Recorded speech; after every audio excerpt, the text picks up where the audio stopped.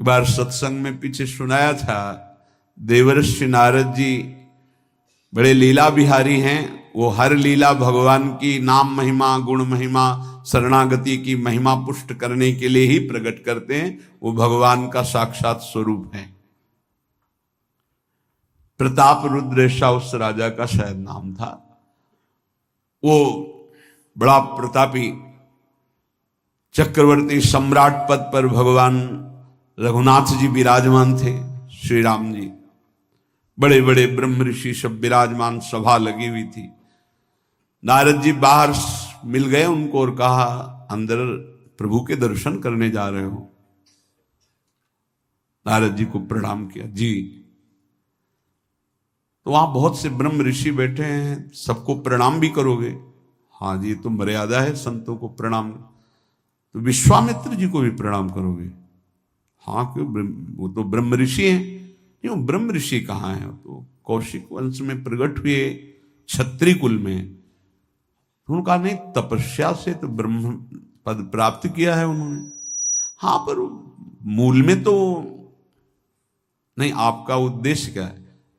बस ऐसे कर लेना, माथा मत रखना। देवर्षि नारद जी के सब ऋषियों के माथा रखना। गए भगवान के दरबार में, भगवान को नमन किया, सब ऋषियों के चरणों में मस्तक रखा और विश्वामित्र जी के सामने जाके ऐसे करके ध्यान भी नहीं दिया। सभा जब पूर्ण हुई, विश्वामित्र जी के पास नारद जी बैठे, बोले, आपने कुछ देखा भगवान? विश्वामित्र जी ने कहा, क्या? वो प्रताप रुद्र को? नहीं, क्या बात क्या? सबको तो माथा रख के प्रणाम किया, आपको ऐसे किया, आपने देखा नहीं? वाह, हाँ ऐसे तो किया, ये तो देखा, हमारा ध्यान नहीं गया, इस पे कोई विशेष बात है? बोले हाँ, वो कह रहे थे कि मूल में तो क्षत्रिय ही है ना, ब्रह्म ऋषि तो बाद में तपस्या से, उसकी इतनी हिम्मत, मतलब एकदम अग्नि प्रज्वलित कर दी। हमारा दंड तो मिलना ही चाहिए। देवर्षि नारद, आप जैसे ब्रह्म ऋषि के साथ ऐसा उसको उधर सिखाया था और इधर ऐसे आवेश में खड़े हुए कहा, रघुनाथ आपके दरबार में हमारा अपमान हुआ। भगवान, आपका अपमान कौन? प्रताप।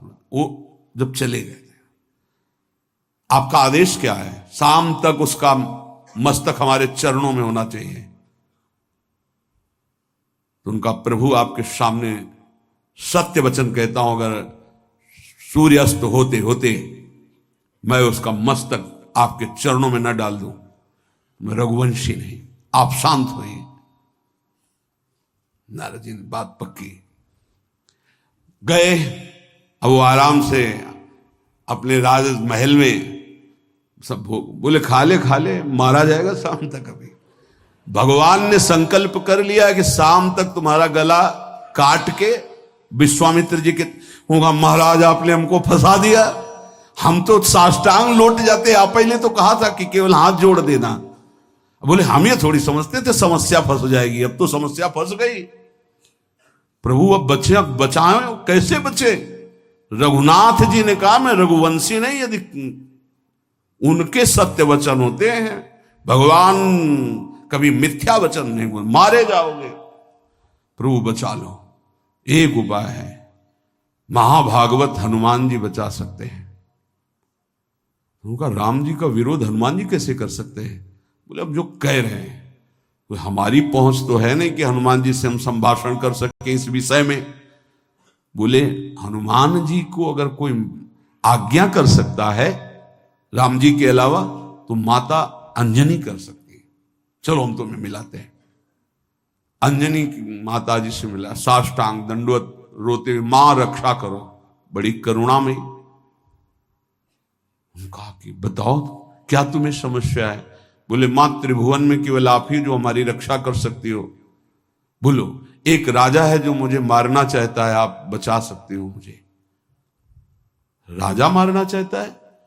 मेरा पुत्र महाबली महाभागवत हनुमान है, मैं आज्ञा करूंगी, कभी मेरी आज्ञा को उल्लंघन नहीं करेगा। जाओ मैं तुम्हारी रक्षा का व्रत लेती हूं। नारद जी मन में सोचे काम बन गया, हमारा काम बन गया, क्योंकि अब प्रकाश होगा भगवान के नाम का।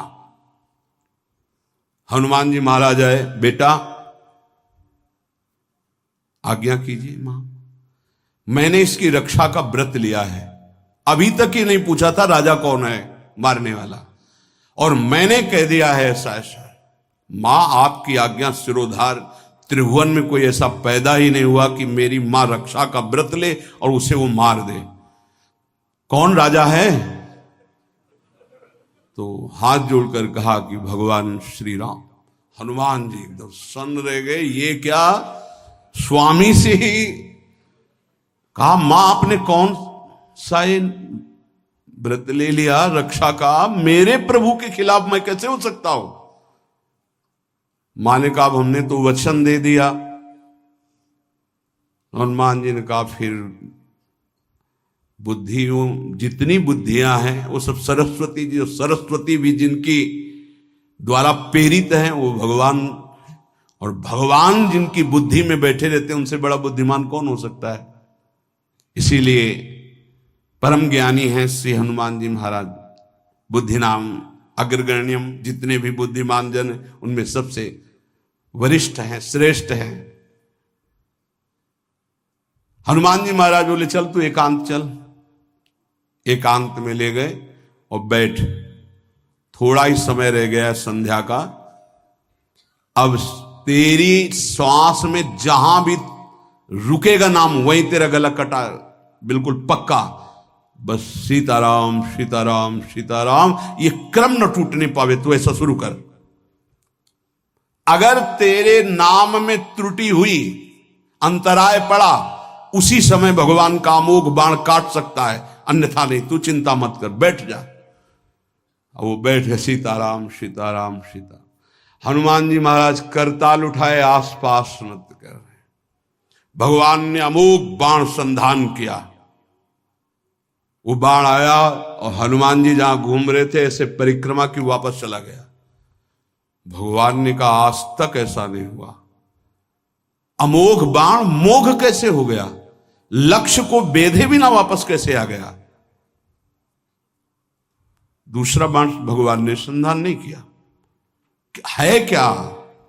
कौन है त्रिभुवन में ऐसा जिसको बाण बिना बेधे वापस चला गया?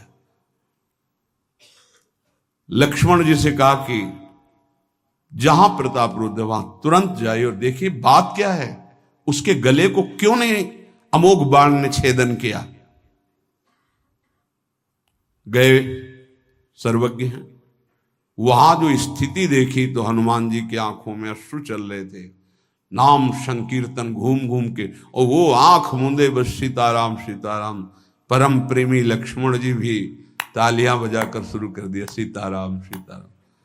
राम जी ने विचार किया कि बाण तो वापस आ गया, लक्ष्मण जी वापस ही नहीं आए, सूचना ही नहीं। और विश्वामित्र जी कह रहे हैं, तो आपने प्रण लिया था कि संध्या होते होते। भगवान ने कहा कि आप धैर्य धारण कीजिए गुरुदेव, मैं स्वयं जाता हूं। जब कहा कि मैं स्वयं जाता हूं तो बोले, मैं भी स्वयं चलूंगा, देखूंगा तुम निर्णय क्या करते हो। पूरी ब्रह्म ऋषियों की समाज साथ में, नारद जी बीड़ा लिए आगे कि प्रभु हम भी देखेंगे, और सब कुछ रचा इनका है, बड़ा विचित्र खेल है इनका। महाराज जी ही गए तो देखा वो सीताराम सीताराम सीताराम। हनुमान जी महाराज सीताराम सीताराम कीर्तन कर, लक्ष्मण जी कीर्तन। भगवान ने कहा, अब समझ में आया, जिसके गले में नाम निरंतर चल रहा है, मेरा अमोघ बाण भी छेदन नहीं कर। जो भगवान यहां कह रहे, मेरा दिव्य सुदर्शन चक्र भी छेदन नहीं कर। भगवान ने कहा, गुरुदेव आपने आज्ञा करी थी कि इसका शीश आना, आपने ये नहीं कहा था कि काट कर आना चाहिए, उसको रखो मस्तक। विश्वामित्र जी प्रसन्न हो गए। नारद जी ने कहा, प्रभु इसमें न प्रताप रुद्र का दोष है न ब्रह्म ऋषि विश्वामित्र जी का। मैं ये दिखाना चाहता था कि आपके अमोघ अस्त्र से भी बढ़कर आपका नाम है। आपके अमोघ अस्त्र को कोई अगर तो नाम आपका है। भगवान ने यहां जो कहा कि मेरा सुदर्शन चक्र भी उस गले को नहीं काट सकता जिससे नाम चलता।